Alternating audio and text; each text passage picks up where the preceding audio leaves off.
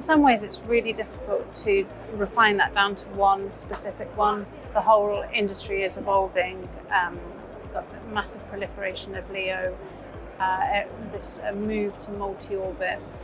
And so the ground station's having to keep up with new technologies to enable that. So obviously software defined is a huge area, but also the sort of technology and the technology in antennas is changing, being able to switch, etc. One of the main things that we're looking at Satcom's innovation group at the moment is flat panel antennas. The market is already massive. It's going to get even bigger. They're really, really important for enabling next generation services, but there's no standardized way of testing them at the moment. And so there's some concerns around how that might lead to more errors and satellite interference.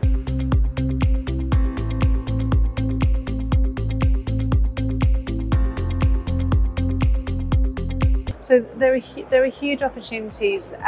The satellite can enable a whole wealth of services that other networks can't. LEO means that we can do that much more efficiently, much more cost efficiently at times as well. And so integrating this new technology helps the whole industry much more able to compete with other types of connectivity and to enable services in a whole load of different applications. The risk, of course, comes down to things like potential for errors. The more complexity, the more new technology, the more chance for errors.